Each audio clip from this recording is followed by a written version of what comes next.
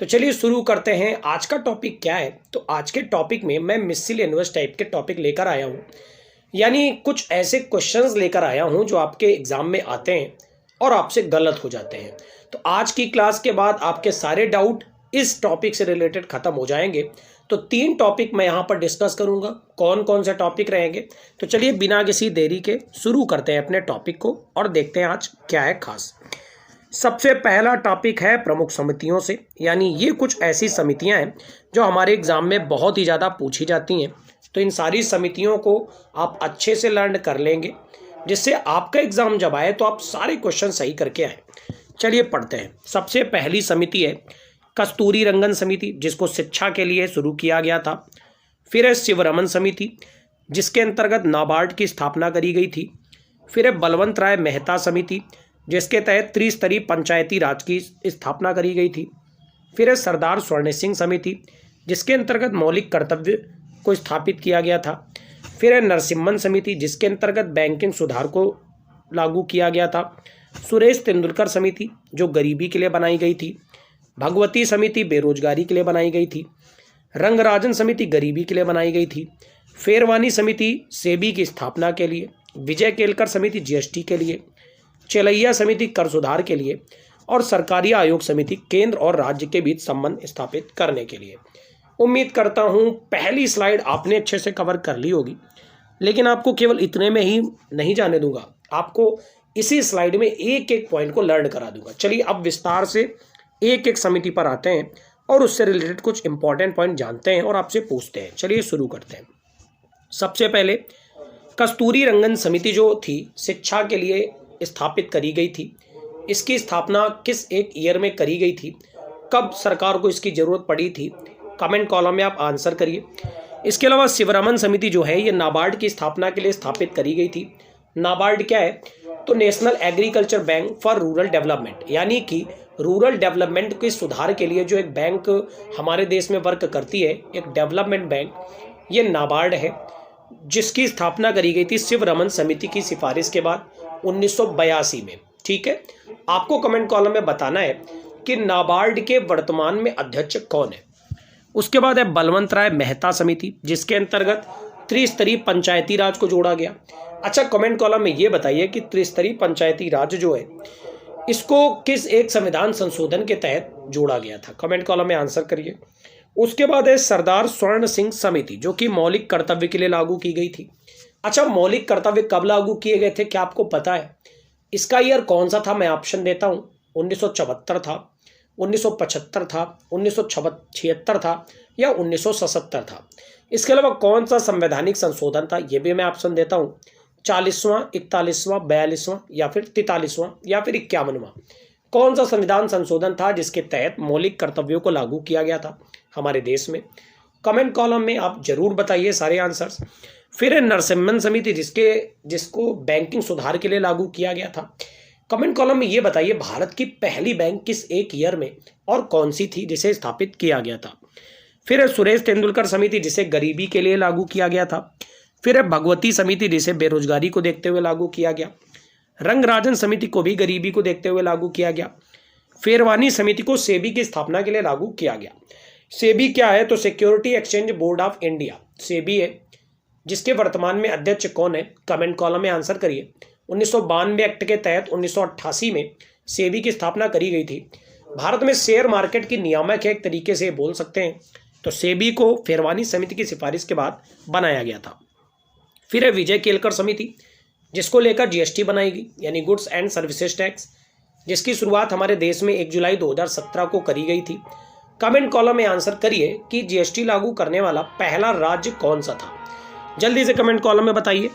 फिर है चेलैया समिति, जिसको कर सुधार के लिए लागू किया गया। और फिर है सरकारी आयोग, जिसको केंद्र और राज्यों के बीच संबंध स्थापित करने के लिए लागू किया गया। उम्मीद करता हूं पहली स्लाइड अब आपको अच्छे से कवर हो गई होगी। मैं पूरा प्रयास करता हूं कि एक ही वीडियो में मैं आपको जो भी पढ़ाऊं वो सब का सब एक ही वीडियो में कवर करा दूं। अगर आप कवर फिर भी नहीं कर पा रहे हैं तो मेरा एक ही कहना रहेगा कि आप वीडियो को अच्छे से नहीं देख रहे हैं। आप अगर चीज़ों को अच्छे से याद नहीं कर पा रहे हैं तो केवल एक काम करिए, वीडियो को 2 से 3 बार देखिए। कोई ऐसा तो होता नहीं है कि मैं वीडियो को बहुत लंबा बनाता हूँ, कि 20-25 मिनट की रहती हो, ऐसा तो होता नहीं है। 10 से 12 मिनट की वीडियो होती है। आप पहले इसको नॉर्मल स्पीड में देखिए, उसके बाद 2x स्पीड में देखिए। विद इन 15 to 20 मिनट्स आप पूरा एक वीडियो अच्छे से कंप्लीट कर सकते हो। तो जितने भी लोग पहली बार जुड़ रहे हैं, मैं आपको बता दूं, वीडियो के डिस्क्रिप्शन में लिंक दिया गया है पूरी प्लेलिस्ट का, जहां पर मैंने अभी तक 44 पार्ट इस क्लास से पहले डिस्कस किए हुए हैं। एक एक पार्ट में बहुत बहुत सारे क्वेश्चन हैं, आपके एग्जाम के लिए मोस्ट इंपॉर्टेंट है। जा करके उसको देख कर आइए, ठीक है। बढ़ते फिलहाल अगले पॉइंट की तरफ। तो अब हम कुछ याद करने जा रहे हैं सामान्य वैज्ञानिक नाम, यानी विज्ञान के अंदर कुछ वैज्ञानिक नाम हैं कुछ चीज़ों के, जो हमारे एग्जाम का हिस्सा बनते हैं। और मैं आपको बता दूं, आज के टॉपिक में मैं जो भी क्वेश्चन लाया हूं वो सारे एग्जाम में आए हुए हैं, तो आपको एक भी क्वेश्चन मिस नहीं करना है, बहुत ज़्यादा इंपॉर्टेंट है। तो आइए पढ़ते हैं।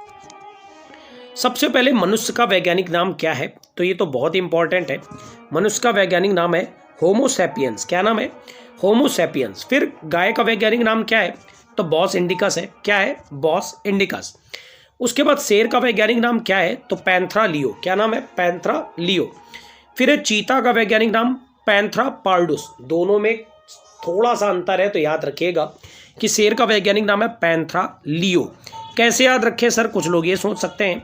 तो बेटा ऐसे याद रख सकते हो कि शेर जो है इसे लायन बोलते हैं ना, तो लायन में लियो है ना। अब आसान हो गया ना, ठीक है। उसके बाद चीता है जिसको बोलते हैं पैंथरा पार्डुस। क्या बोलते हैं? पैंथरा पार्डुस। फिर बाघ का है पैंथरा टाइग्रिस। क्या है? Panthera Tigris. बाघ में भी देखो टाइगर आता है ना, टाइगर, तो पैंथरा टाइग्रिस। फिर बैल का वैज्ञानिक नाम क्या है, तो इसका नाम है बास प्रिमिजिनियस टारस। याद रखिएगा। अच्छा, गाय क्या थी? बॉस इंडिकस थी। और बैल क्या है? Bos primigenius taurus. ऐसे याद रखिएगा। भैंस का वैज्ञानिक नाम क्या है, तो बुबालस बुबालिस। इसका बहुत ही इंटरेस्टिंग नाम है ना। तो भैंस का वैज्ञानिक नाम है बुबालस बुबालिस।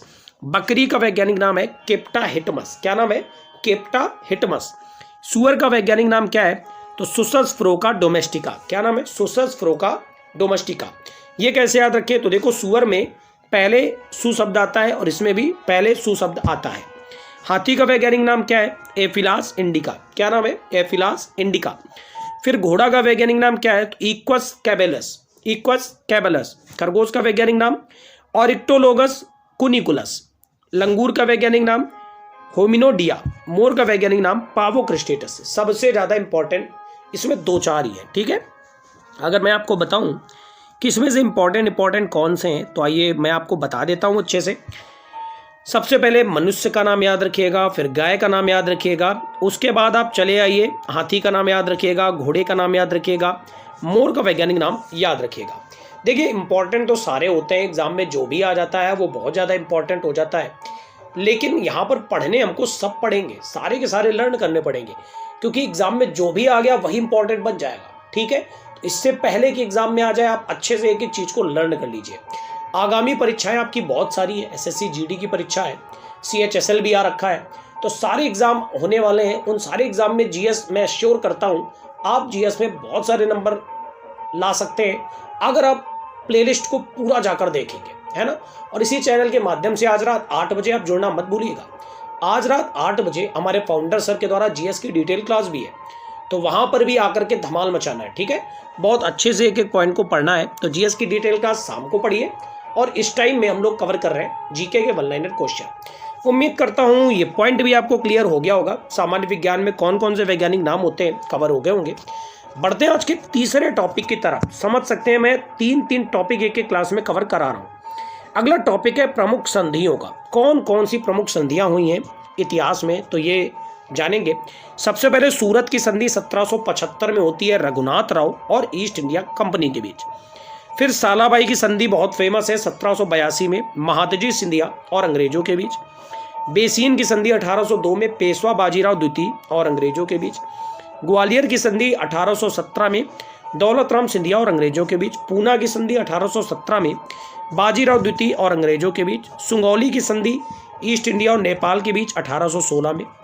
उसके बाद पुरंदर की संधि 1665 में सवाई जयसिंह और शिवाजी के बीच। सबसे इंपॉर्टेंट अगर कोई है तो वह है मंगलौर की संधि। बहुत बार एग्जाम में आया भी है मंगलौर की संधि।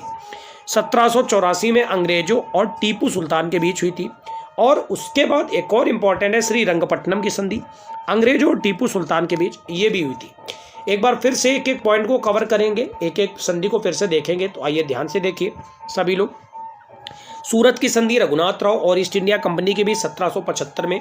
सालबाई की संधि 1782 में महादजी सिंधिया और अंग्रेजों के बीच। पेशवा बाजीराव द्वितीय और अंग्रेजों के बीच कौन सी संधि हुई? तो बेसीन संधि 1802। ग्वालियर की संधि 1817 दौलत राम सिंधिया और अंग्रेजों के बीच हुई। पूना की संधि 1817 में हुई, बाजीराव द्वितीय और अंग्रेजों के बीच। सुगौली की संधि 1816 में ईस्ट इंडिया और नेपाल के बीच। पुरंदर की संधि 1665 में सवाई जयसिंह और शिवाजी के बीच।